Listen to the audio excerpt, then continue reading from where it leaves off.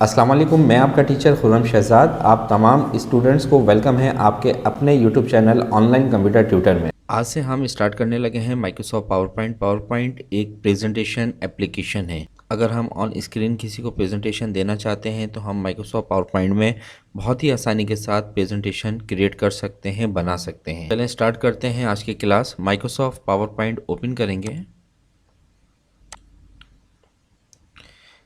देखिए Microsoft power point open हो चुका है।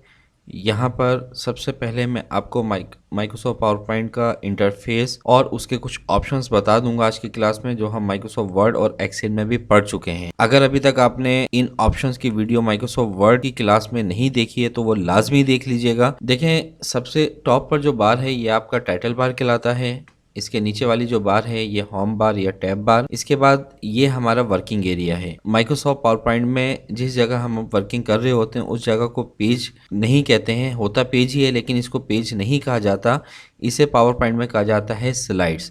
तो पावर पॉइंट में जितनी भी वर्किंग होती है वो सारी की सारी स्लाइड्स के ऊपर होती है। फाइल मेन्यू पर क्लिक करेंगे तो देखें फाइल मेन्यू में info, new, open, save as, print, share, export, close, account, feedback and options, ये सभी ऑप्शंस हम माइक्रोसॉफ्ट वर्ड में भी पढ़ चुके हैं और एक्सेल में भी डिटेल के अंदर पढ़ चुके हैं। तो उम्मीद करता हूं कि ये सभी ऑप्शंस आपको आते होंगे। अगर फिर भी कोई प्रॉब्लम हो तो कमेंट्स बॉक्स में मुझे ज़रूर बता दीजिएगा। मिलते हैं नेक्स्ट वीडियो में, जब तक के लिए अपना बहुत ज़्यादा ख्याल रखिएगा। अल्लाह हाफिज़।